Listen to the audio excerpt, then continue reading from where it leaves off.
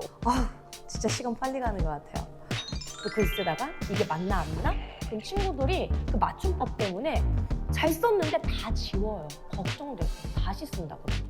스피치를 어떻게 하는지 모르고 발표를 어떻게 하는지 본 적이 없기 때문에 어려운 걸 수도 있는 거거든요. 저는 집에서 할 수 있는 방법이 충분히 있다고 생각해요. 사실 스피치는 심리전이고 기질이 정말 많은 영향을 미치는 부분입니다. 어느 날 본인이 느리다고 생각한 거고 못한다고 생각을 한 거죠. 집에서 연습을 해오더라고요. 그래서 혼자 한글을 깨쳐요. 되게 기적적인 케이스예요. 그러니까 내가 그런 스트레스 없이 하나씩 이후에 잡을 수 있잖아요. 맞춤법? 몇 년 뒤에 잡을 수 있잖아요. 글씨체 몇 년 뒤에 잡을 수 있잖아요. 이 친구들이 큰 스트레스를 받지는 않을 거예요. 하나씩 숙제가 천천히 주어지는 거니까. 그래서 꾸준히 환경에 노출이 되고 먼저 선행, 기초적인 부분을 공부하는 게 중요합니다.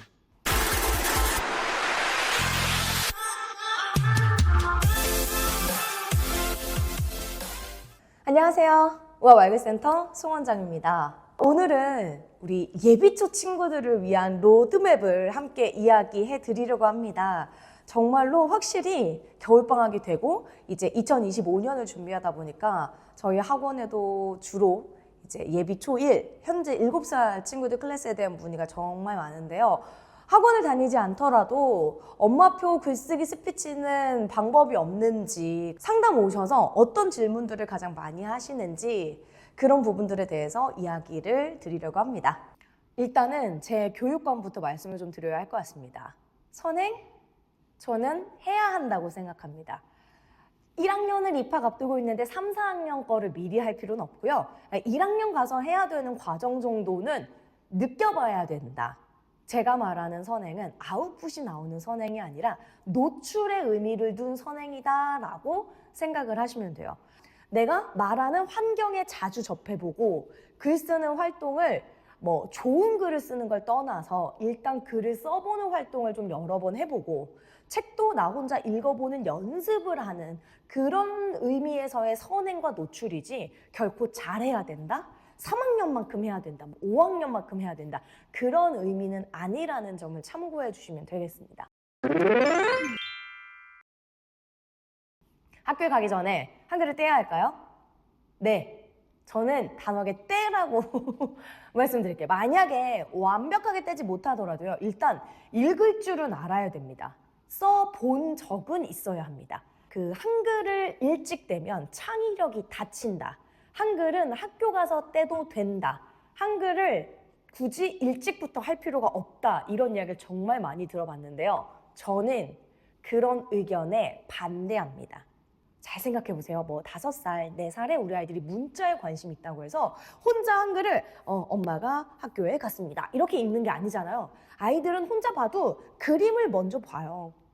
한글을 뗀 친구들도 지금도 그림책을 너무 좋아하고 3학년, 4학년이 돼서도 그 문고판, 글씨가 빼곡한 가운데 그림 페이지가 있으면 아이들이 그렇게 좋아해요. 모든 영역이 동시다발적으로 한 번에 큰다고 저는 생각하지 않기 때문에 그래서 우리가 계속 노력하고 시키는 게 아닐까요? 한글을 모르고 학교에 가면 어머님들이 발등에 불이 떨어집니다. 우리 아이들은 몰라요. 나 한글 모르는데 몰라 이런 마음이지만 어머님은 초등학교 이제 들어갔어. 한글 시작하자. 하면 어머님들이 뭐부터 시작하냐? 맞춤법, 글씨체, 여기 아주 달달달달달달. 초등학교 입학하기 전까지 탱자탱자 놀았단 말이에요. 나 관심이 있었는데. 관심이 없었어도 골든타임이 있었을 수 있는데 탱자탱자 놀아서 8살 되면서 갑자기 시킵니다. 당연히 안 하죠. 그러면 3년의 시간을 1학년 때 바짝 당겨야 돼요. 3년짜리를 1년 안에. 그러니까 이 친구들도 어머님도 얼마나 스트레스예요. 맞춤법이나 글 쓰는 속도 때문에 본인의 생각을 축약하는 경우가 있어요. 본인이 생각을 구상을 해놨어요. 선생님이 이거 어떻게 했어요? 내가 구상한 걸 줄줄이 창작해야죠. 그런데 그 과정에 이게 뭐지 하다가 흐름을 잃기도 하고 깜빡하기도 하고 그런 경우가 생깁니다. 이전에 공부했던 친구들보다 느릴 수밖에 없을 텐데요.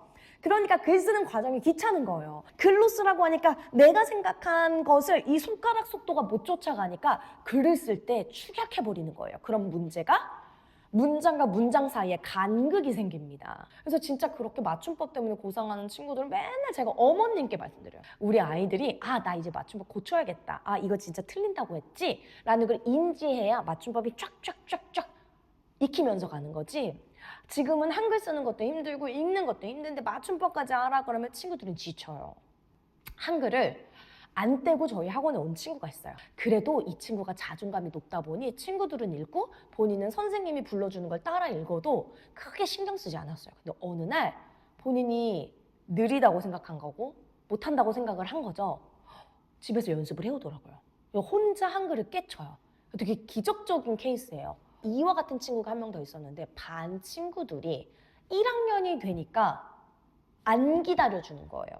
어쨌든 친구들의 그런 이야기를 들으면 점점 아이들은 자아가 커지고 있는데 상처가 될 수 있어요. 공부하고 싶다고 할 때, 문자에 관심이 있을 때, 다른 친구들이 할 때 같이 시켜주세요. 이전에는 보세요. 4살, 5살이 연필 쥐는 것도 너무 기특해요. 그런데 연필 쥐고 나서 기역, 니은을 쓴대요. 꼬불꼬불 쓰고 이상하게 쓰고 뭐 획순 다르게 써도 어머님들은 아이고 우리 애기 천재인가 보다 해요.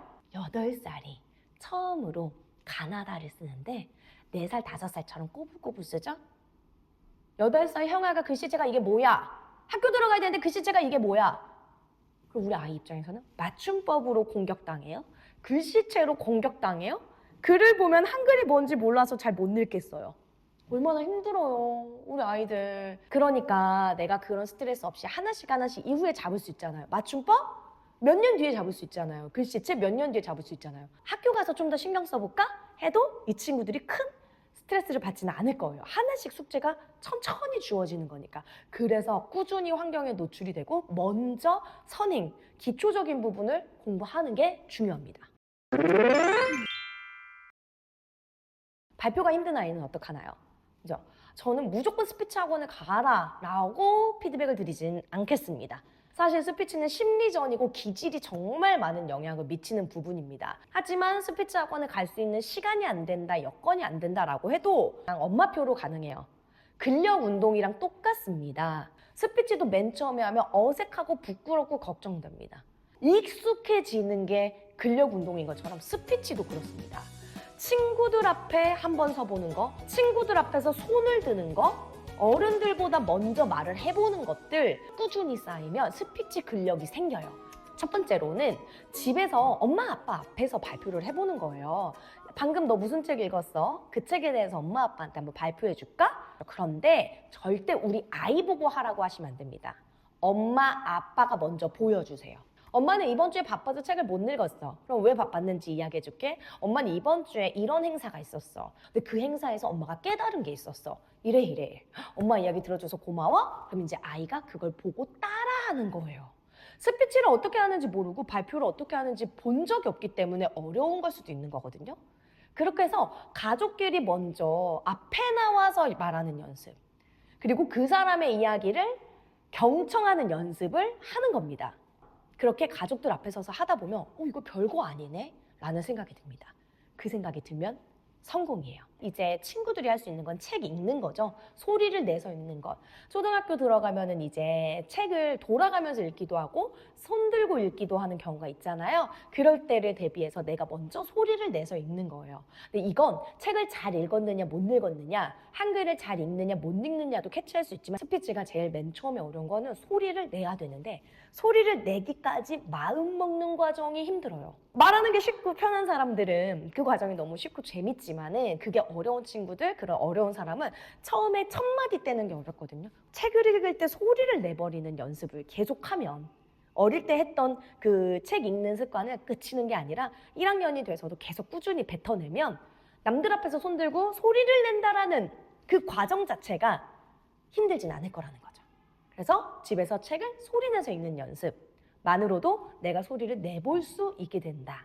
그래서 이렇게만 연습을 해봐도 스피치를 집에서 조금 훈련해 볼 수 있다라고 생각해요. 글쓰기는 그럼 어떻게까지 훈련이 되어야 하나요? 중요하지 않습니다. 글쓰기가 어느 정도 되어야 학교 가서 편하다 이런 건 아니고요. 처음에는 단어를 따라 쓰겠죠? 문장을 따라 쓰겠죠? 그 다음에는 글을 따라 쓰기 시작하겠죠? 그 과정에 우리 아이들이 어느 정도까지 되는지 써보는데요. 내가 어떤 책을 읽었는지 제목만 따라 써서 나의 기록장을 만드는 것도 너무 좋아요. 그럼 글씨 쓰는 연습을 하잖아요. 책도 읽고 독서 감상문까지는 아니지만 나의 독서 기록은 남을 수가 있습니다. 이제 문장을 쓸 수 있다면 이제 제목을 쓰는 훈련이 됐으면 이 책은 별점 몇 점. 그렇게만 해도 문장이잖아요. 이 책은 또 읽고 싶다. 그러면서 점점 문장의 양이 조금씩 늘어날 수 있는 거고요. 글을 쓰려면 아까 말씀드렸던 한글이 이제 좀 나옵니다. 처음에 1학년 친구들이 글 쓸 때는 좀 맞춤법에 구애받지 않았으면 해요. 다 쓰고 선생님이 한 번에 봐줄게요 합니다. 물론 중간중간에 문장을 쓰거나 단어를 쓰거나 그런 과정은 제가 봐줘요. 맞춤법 물어보면 알려주고. 하지만 전체 글 쓰는 시간이 딱 됐을 때는 내가 생각한 걸 다 쓸 수 있게끔, 집중해서 쓸 수 있게끔 합니다. 글을 쓰다가 맞춤법 때문에 한번 흐름이 끊기고, 그 맞춤법 때문에 잘 썼는데 다 지워요. 걱정돼서 다시 쓴다 그러면. 정확하게 쓰는 것보다 창의적인 생각, 그리고 내가 생각한 것들을 다 뱉어낼 줄 알아야 된다고 생각을 해요. 대신 이 시기에는 첨삭하지 마시고 잘 썼다. 좀 이 친구가 더 잘 쓰고 싶어하는 욕심이 불 때 그럴 때 한 번씩 맞춤법을 조금, 그 글을 쓴 순간 다시 써보자. 글을 쓴 순간 이건 아니지. 이런 말 절대 하시면 안 되고